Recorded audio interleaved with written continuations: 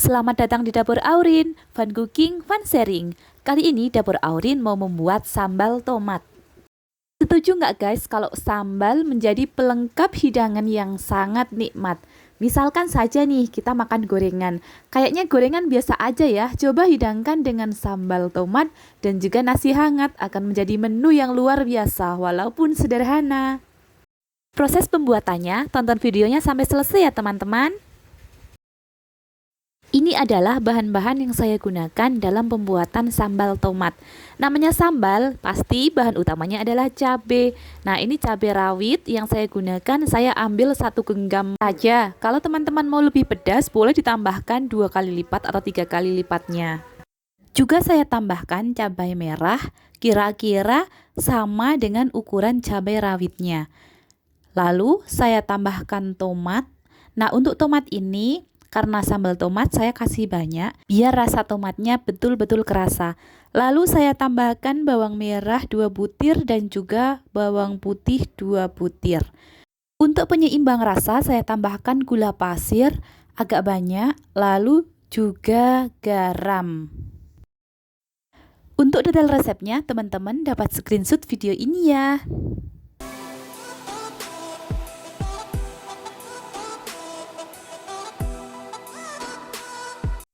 Langkah pertama, ini saya sayat-sayat dulu cabenya, cabai merah maupun cabai rawitnya semua saya sayat-sayat.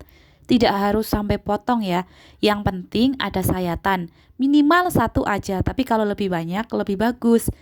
Tujuannya apa pemirsa? Untuk mengurangi resiko meletusnya cabai-cabai ketika digoreng. Teman-teman mesti agak parno ya ketika menggoreng sambal gitu. Waktu cabai mentahnya digoreng sering meletus-letus gitu. Nah, ini triks buat teman-teman terapkan. Ya, meskipun letusannya tetap ada, tapi tinggal sedikit sekali. Beda banget dengan sebelum disayat-sayat. Untuk cabai merah, karena ini terlalu panjang, saya potong-potong biar agak kecil. Karena minyaknya ini kecil, biar semuanya masuk ke dalam minyak. Selanjutnya, saya potong-potong kecil tomatnya. Tujuannya apa? Yang pertama, sama seperti cabai, untuk mengurangi resiko letusan. Nah, waktu menggoreng tomat ini, kalau tomat utuh kita sebenarnya bisa. Tapi yaitu, nyipratnya itu lebih wow daripada cabainya. Juga kalau tomat utuh itu dia terlalu besar, makanya dia lama matangnya. Kalau kita iris-iris dia akan lebih cepat matang. Semakin kecil teman-teman ngiris tomatnya, dia akan semakin cepat matang. Tapi ya jangan kecil-kecil amat, nanti hancur. Berikutnya saya panaskan minyak secukupnya saja. Lalu saya mau goreng cabai merah, cabai rawit, bawang putih dan juga bawang merahnya. Apinya jangan terlalu besar ya. Teman-teman bisa lihat sendiri tidak ada ciprat-cipratan ketika penggorengan cabai ini. Ini saya dari dekat tapi tidak takut kecipratan minyak panas lagi. Terus diaduk-aduk sampai matang ya, tapi matangnya jangan matang sampai gosong, cukup matang saja. Setelah matang, kita angkat dan tiriskan.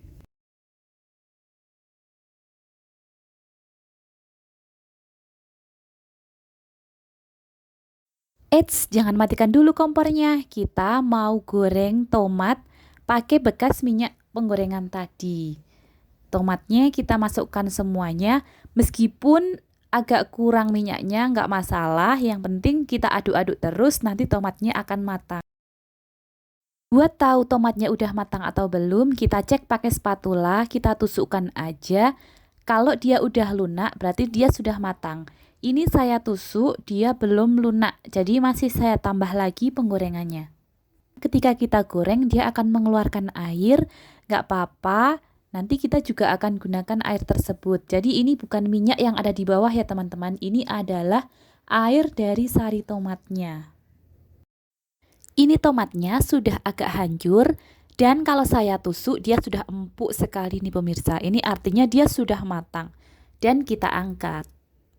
Jangan lupa matikan kompornya.